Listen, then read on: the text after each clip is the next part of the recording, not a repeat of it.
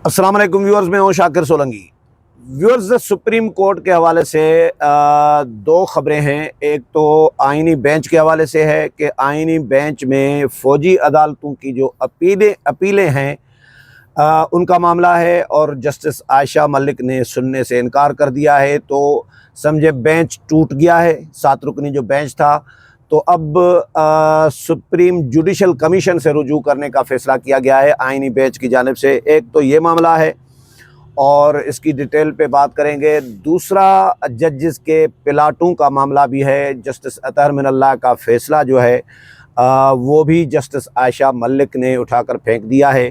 तो अब आयशा मलिक साहिबा पे भी बात करेंगे कि कल भी उन्होंने वो खामोश रहीं और जो कल हमने इलाक़ किया था उसमें डिटेल हमने आपके साथ शेयर की थी। और आज फिर अतहर मिनल्लाह का फ़ैसला उठा के फेंक दिया है और उनके बारे में तअस्सुर ये है कि वो अतहर मिनल्लाह और एंड कंपनी जो है उनकी हम ख्याल रही हैं, लेकिन अब उनके ख़िलाफ़ ही इक़दामात कर रही हैं। तैयब बलोच हमारे साथ मौजूद हैं। तैयब सुप्रीम कोर्ट कवर कर रहे हैं बड़े अरसे से, अपना व्लॉग भी तैयब बलोच के नाम से कर रहे होते हैं और सुप्रीम कोर्ट प्रेस एसोसिएशन के 2 दफ़ा हमारे सदर भी रहे हैं, सहाफ़ियों की तंजीम के। तैयब, पहले तो फ़ौजी अदालतों के मामले पर बात करते हैं कि फ़ौजी अदालतों की अपीलें जस्टिस आयशा मलिक साहिबा ने सुनने से क्यों इनकार किया है? देखें, जस्टिस आयशा मलिक ने जो इनकार किया है वो भी इंसाफ की फराहमी से मुतल्लिक ही एक मामला है बेसिकली, क्योंकि जस्टिस आयशा मलिक जो फ़ौजी अदालतों से मुतल्लिक, ये तो अब अपीलों का मैटर है। हाँ। जो मामला मरकज़ी केस था उमर अता बंदियाल के दौर में, याद होगा आपको, जो सब पहले पीडीएम का हुकूमत था उसमें सानिया 9 मई हुआ और फिर सानिया 9 मई के जो बलवाई थे, जो फसादी थे, उनका ट्रायल जो है वो पहले तो आम कोर्ट्स में होता रहा और फिर हमने देखा कि वो जो है बड़ी बाइज्जत तरीके से उनको बेल आउट करती रही हमारी जुडिशरी। तो उस मौके पर फिर पीडीएम की हुकूमत थी, वज़ीर-ए-आज़म शहबाज शरीफ थे। फिर हुकूमत ने फैसला किया कि इतना बड़ा सानिया पाकिस्तान की तारीख का, जिसको ब्लैक डे मनाया जाता है, तो उनके जो फसादी थे, जो बलवाई थे, उनको तो ये हमारी सिविलियन कोर्ट से रिलीफ मिल रहा है। हाँ। और वजह ये थी कि इमरान प्रोजेक्ट जजेस और वो सारा कुछ आपके सामने है, पूरी जुडिशरी में जो है इंडक्शन हुई तो उन्होंने जो है उनको रिलीफ देना शुरू किया था। तो फिर उस वक्त की क़यादत ने ये सोचा कि ये मामला जो है वो फौजी मिलिट्री ट्रायल के लिए जाने चाहिए या सिविलियन का मिलिट्री ट्रायल होना चाहिए, क्योंकि इसमें बरह रास्त फरीक जो है वो मिलिट्री है कि मिलिट्री इंस्टॉलेशन वो है। हाँ, मिलिट्री इंस्टॉलेशन पे अटैक्स हुए, जिन्ना हाउस हो, GHQ हो, या जो मिलिट्री के या पूरी कौम के जो फौजी जवान या जो हीरो थे, वार हीरोज जिसे हम कहते हैं, उनकी यादगारों को, उनके शोधा की तज़हीक की गई यादगारों को, एक बड़ा मतलब एक ऐसा वाक़या है जिसको हम याद ही नहीं कर सकते थे कि पाकिस्तान में इस लेवल पे भी ऐसा हो सकता है कि जो दुश्मन की ख्वाहिशात हैं वो क्या पाकिस्तान के अंदर रहते हुए कुछ लोग ऐसा कर सकते हैं, दुश्मन की ख्वाहिशात को पूरा कर सकते हैं। तो वो फिर सिविलियन का मिलिट्री ट्रायल से मुतल्लिक जो कानूनी पेचीदगियाँ थी उनको दूर करके उनका मिलिट्री ट्रायल करने का फैसला किया गया। ठीक, फिर वो मामला चैलेंज हो गया सुप्रीम कोर्ट में। उमर अता बंदियाल की सरबराही में ये बेंच था, तो लार्जर बेंच था, 9 था। वो 9 सुकड़ते खैर 7 तक पहुंचा था। पहले फुल कोर्ट था तो वो सुकड़ते ये 9 तक पहुंचा। तो फिर बंदियाल खुद रिटायर हो गया तो ये मामला फिर 7 रुकनी में चला। तो इजाज़ुल एहसन सरबराही थी, कर रहे थे। तो इजाज़ुल एहसन के बेंच में आयशा मलिक शामिल थी। तो आप यूं कहें कि आयशा मलिक जो है वो सिविलियन के फौजी ट्रायल से मुतल्लिक अपना मौक़िफ़ दे चुकी हैं और उनका मौक़िफ़ यही है कि सिविलियन का फौजी ट्रायल नहीं हो सकता। तो जब सिविलियन का फौजी ट्रायल नहीं हो सकता, उनका मौक़िफ़ यही है, तो फिर इस मामले पे अपीलें आई। तो अपीलों पे वो तो नहीं बैठ सकती, एक रीज़न। और दूसरा ये है कि supreme court practice and procedure act के तहत ये भी तय किया गया कि जो अपीलों का मामला होगा, हाँ, वो जजेस सुनेंगे जो मरकजी केस नहीं जिन्होंने सुना। जो मरकजी केस में जो जज शामिल हैं वो अपील नहीं सुन सकेंगे। तो ये एक कानूनी बार है, ठीक है। तो जिसकी वजह से आयशा मलिक अलग हो गई, अलग कर दिया गया, वट एवर जो भी रीज़न है वो मैंने आपको बता दी कि ये है। फिर इसमें एक और रीज़न भी है, मैं आपको बताऊं। वो रीज़न ये है कि ये मामला पहले रेगुलर बेंच में था, 26वीं तरमीम के बाद कॉन्स्टिट्यूशनल बेंच में आ रहा है। तो उसमें एक चीज़ ये भी है कि शायद 6 भी सुन सकता है। जैसे कल रिमार्क्स आए थे कि 7 जज ही फुल कोर्ट है। हाँ। लेकिन उसमें ये एक चीज़ है कि जो दरख्वास्त गुजार हैं साबिक चीफ जस्टिस जवाद ख्वाजा, तो उन्होंने ये मुद्दा इख्तियार किया था कि अपीलों पर जो है वो कम अज कम 7 रुकनी बेंच होना चाहिए, या लार्जर बेंच या फुल कोर्ट, नहीं तो फिर 7 जजेस पर मुश्तमिल बेंच हो। हाँ। तो फिर वो 7 जजेस पर मुश्तमिल बेंच ही बनाया गया था।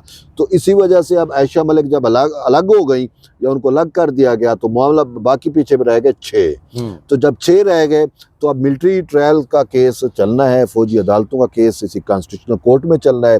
तो उन्होंने कहा कि अब इस पे बेहतर है कि हम जुडिशल कमीशन से ही रजू कर लेते हैं, क्योंकि जुडिशल कमीशन ही ने कॉन्स्टिट्यूशनल बेंच बनाया था और जुडिशल कमीशन ही कॉन्स्टिट्यूशनल बेंच में किसी जज को निकाल सकता है या ऐड कर सकता है। ऐसा तो ही ये एक बेसिक मामला है। अब देखते हैं जुडिशल कमीशन का इजलास कब होता है और वो क्या फैसला करता है, तो क्या नया जज अपॉइंट होता है या क्या। हाँ, ये आर्जी तौर पर सिर्फ इस फौजी अदालतों वाली अपीलों की समाअत से अलग हुई हैं या ये आईनी बेंच से ही अलग हो जाएंगी, नया जज जो शामिल अब होगा? ये तो जुडिशियल कमीशन पे डिपेंड करता है ना कि जुडिशियल कमीशन क्या करता है। देखिए ये फैसला तो जुडिशियल कमीशन ने करना है, क्योंकि ये और भी काफी केसेस ऐसे आए हैं जिसमें 2-4 केसेस है जिसमें इन्होंने कहा कि मैं नहीं बैठूंगी। तो अब देखो कि इसको वो शामिल कराते हैं या एक वैसे जज शायद वो अपॉइंट कर दें कि इन केस कि अगर इन 7 में से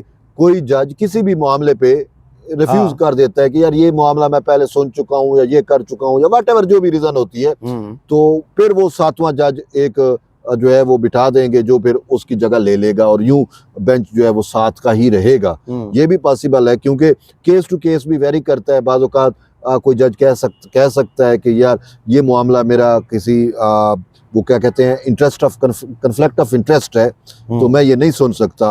वो अगर कोई जज इनकार कर दे तो फिर एक शायद और जज जो है वो नामजद कर दें, वो इस तरह के सिनेरियो के अंदर वो जज रिप्लेस कर दे। सही तो नहीं, तो बाकी जो 5-6 जजेस हैं वो मिलिट्री कोर्ट्स के हक में हैं कि सिविलियन का ट्रायल होना चाहिए? देखिए ये तो अभी तय होगा कि मिलिट्री कोर्ट्स के हक में है या नहीं है, ये तो जजेस का माइंड है, जजेस का क्योंकि फैसला होगा। अपीलें सुनने पे उनको तो कोई एतराज नहीं है। नहीं, उसमें वजह ये है कि वो जो मरकजी केस था ना उसमें ये जज थे ही नहीं। मैंने कहा ना बार है कि जो मरकजी केस सुन चुका है वो अपील नहीं सुन सकता। आयशा मलिक मरकजी केस सुन चुकी, राय दे चुकी, तो वो अभी इसमें कैसे बैठेगी? वो नहीं बैठ सकती ना, वो कानूनी बार है, आईनी बार है, तो इस वजह से वो नहीं बैठ सकती थी, इस वजह से उनको निकाल दिया गया। तो अब बाकी 6 जज हैं वो मिलिट्री कोर्ट्स का मरकजी केस नहीं सुन सके, उन्होंने नहीं सुना, उनकी राय ही नहीं आई है। सही है। तो इस वजह से अब वो अपनी राय देंगे। अब राय क्या देते हैं ये तो फैसला। और ये प्लाटून का क्या मसला है और जस्टिस अतर मिनल्लाह का फैसला क्या था जो जस्टिस आयशा मलिक ने उठा के फेंक दिया है? देखें जस्टिस फैसले को मैं तो कहूँगा कि फैसला इंतहाई गलत था। क्या था फैसला? अतर मिनल्लाह का। लेकिन फैसला जहाँ गलत था वहाँ पे वो फैसला इंतहाई दुरुस्त भी था। अच्छा। हाँ, 2 डिमेंशन फैसला है, इंतहाई गलत भी कह रहा हूँ और इंतहाई दुरुस्त भी कह रहा हूँ। अच्छा, वो कैसे? वो इस वजह से कि जो फैसला देने का तरीक़ाकार अडॉप्ट किया गया वो आईनी और कानूनी नहीं था।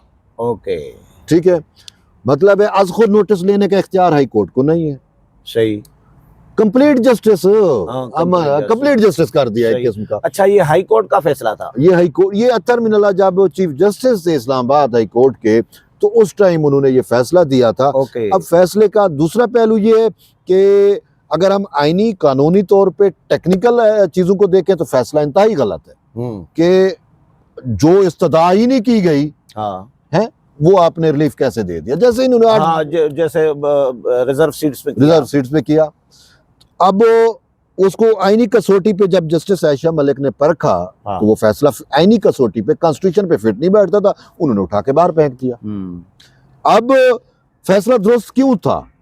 वो इस वजह से था क्या था इस मुल्क को लूटने की हिम्मत, बस ये है कि जिसका जहाँ पे वो दा लगा हुआ है ना, हाँ। वो लूट रहा है, चाहे वो जज है चाहे वो ब्यूरोक्रेट है, चाहे वो जर्नलिस्ट है, चाहे जनरल है, चाहे कोई भी सियासतदान है। होगा। लेकिन जज और जनरल का, जज और इसका जो है ब्यूरोक्रेट का हम बात करेंगे कि इसमें इस जो मैटर में जर्नल या जर्नलिस्ट का ताल्लुक नहीं है, ये ताल्लुक प्योरली जुडिशरी से था। ये housing society, federal housing society का मैटर है, F17 और F18 मेरे ख्याल में, F14 और F15, हाँ अच्छा। F15 इनका एक मामला था। तो उसका मामला ये था कि सुप्रीम कोर्ट के रिटायर्ड और हाजिर सर्विस जजेस ने अन्नी पा दी थी, अन्नी डाल दी कि ये प्लाट हमें भी दें, हमें भी दें। सुना है कि प्रेशराइज भी किया गया। अब जब सुप्रीम कोर्ट के जज के लेटर पैड पे जाए और कहे कि मुझे भी कंसीडर करो, तो किसकी जरूरत है उसको? जाहिर है। और मैं अब क्या नाम लूं, इसमें तो मुअज़्ज़ज़ साबिक चीफ जस्टिस साहबान भी हैं। अभी तनख्वाहें भी बढ़ी हैं, तनख्वाहें तो बहुत बढ़ी हैं। तो ये बेसिकली अत्तर मिनल्ला ने जो फैसला दिया था ना, वो फैसला इस पे दिया था कि देखें, आप कुछ तो शर्म कर लें, आपको अवाम के टैक्स पेयर से इतना पैसा मिलता है, लग्जूरियस लाइफ है आपका, और इलीट एक क्लब में आप शामिल हैं, और रॉयल लाइफ स्टाइल होता है आपका, आपको सरकारी अखराजात, सरकारी गाड़ियाँ, हाँ जजेस को कहा, सरकारी गाड़ियाँ, सरकारी पेट्रोल, वैसे ये बात तो ठीक की थी, सब कुछ मिलता है। और उसके बाद भी लाखों तनख्वाह, हाँ लाख, उसके बाद भी आप सरकारी प्लाट्स पर नजरें गाड़े बैठे हैं। हाँ। कि सरकार कोई प्लाट से या कोई स्कीम लॉन्च करती है, हाँ। तो जज पहले पहुंच जाते हैं कि हमें इसमें प्लाट दो। हाँ। कोई जज तो कहते हैं हमें कॉर्नर प्लाट दिया जाए। हाँ। ठीक है, तो इस पे उन्होंने कहा कि ये बस आपको ऑलरेडी रियासत इतना कुछ नवाज रही है, तो ये क्यों प्लाट? तो आयशा मलिक ने वो फैसला उठा के फेंक दिया। आयशा मलिक ने फैसला उठा के फेंक दिया, जजों को प्लाट लेने का हक है। अब उसने ये, चूंकि उसने कॉन्स्टिट्यूशनल मैटर उसका देखा था, ठीक है, बेसिकली, तो कॉन्स्टिट्यूशनली मैंने कहा कॉन्स्टिट्यूशनली वो फैसला काबिल जवाज नहीं था। तो जो इस्तदा नहीं की थी, जो प्रेयर नहीं थी, वो कैसे उन्होंने उस मैटर को सुन लिया ना। सही। अब उसमें मैं आपको बताऊं कि जिन जजेस के प्लाट थे, साबिक चीफ जस्टिस इफ्तिखार चौधरी, साबिक चीफ जस्टिस अनवर ज़हीर जमाली, ठीक है, साबिक चीफ जस्टिस उमर अता बंदियाल, इजाजुल एहसन, जिनको अभी भी पेंशन 12-12, 15-15 लाख मिल रही है। हाँ, बहुत ज्यादा। मैं देखता हूँ ना, ये मुझे कागज मिल गए, अब नाम सुनते जाएं। साबिक चीफ जस्टिस इफ्तिखार चौधरी, साबिक चीफ जस्टिस अनवर ज़हीर जमाली, जिन जजेस ने प्लाट लिए हैं सरकारी। हाँ, और एक सिंध हाई कोर्ट के जस्टिस से अशरफ जहान, उनकी बीवी ने अप्लाई किया था, उनको मिला। साबिक chief justice Umar Ata Bandial, justice Qazi Mohammad Amin, justice Maqbool Baqar, retired, ये सब रिटायर्ड हैं, justice Mazhar Alam Miankhel, justice Tariq Masood, Ijazul Ahsan, Sajjad Ali Shah, justice Ijaz Afzal, justice Ijaz Afzal, justice Manzoor Ahmad Malik, justice अमीर हानी मुस्लिम, जस्टिस इकबाल हमीदुर्रहमान, ये इस्लामाबाद हाई कोर्ट के चीफ जस्टिस थे, justice Rana Mohammad Shamim, justice Sheikh Najmul Hasan, justice Riaz Ahmad Khan, और डिस्ट्रिक्ट सेशन जज जो थे 6 डिस्ट्रिक्ट सेशन जज, 9 एडिशनल जजेस। तो ये फिर जुडिशल कॉलोनी थी। ऐसा ही है। फिर तो ये तो सरकारी कॉलोनी तो नहीं। ब्यूरोक्रेट्स भी शामिल थे। आपका दोस्त बशीर मेमन भी कहा कि बहती गंगा में मैं भी हाथ धो लूं। अच्छा। हाँ, उसका भी प्लाट था, उसका भी था। और भी बड़े बड़े ब्यूरोक्रेट्स जो रिटायर होते हैं, उन सब ने कहा, ये मतलब है 5-5, 10-10 लाख लेके तो 3-3 करोड़ 4-4 करोड़ के प्लाट्स ले लिए। अब ये बिजनेस है ना। एक जज साहब, फिर तो ये ठीक किया जस्टिस आयशा मलिक ने। फिर तो ये तो नहीं, जस्टिस अत्तर मिनल्ला ने ठीक किया था। अत्तर मिनल्ला ने ठीक किया था। हाँ, वो मैंने कहा ना, 2 पहलू है। आईनी और कानूनी तौर पे फैसला गलत था। आयशा मलिक साहिबा समझे ये उठा के फेंक दिया, तो वो इसके हक में है कि भाई जजेस भले लें। उन्होंने कहा इस्लामाबाद हाई कोर्ट दोबारा इस मामले को देखे। अब बात ये है कि आयशा मलिक देखे, इतने जज हैं, उमर अता बंदियाल उनको यहाँ पे लेके आए थे, तो उसका भी तो प्लाट है। तो और भी बहुत सारे ऐसे मामलात हैं ना। सही। तो इसमें तो ये आयशा मलिक साहिबा अत्तर मिनल्ला के फैसले के खिलाफ कैसे गई और कल खामोश कैसे बैठी? इन्होंने रुजू तो नहीं कर लिया है पीटीआई की हिमायत से? देखें, उसमें आपने बड़ा सवाल पूछा है, ये तो मुस्तकबिल तयन करेगा, लेकिन एकदम कल से तो अभी आयशा मलिक अंडर ऑब्जर्वेशन है। अच्छा, हम भी उनको ऑब्जर्व कर रहे हैं ना।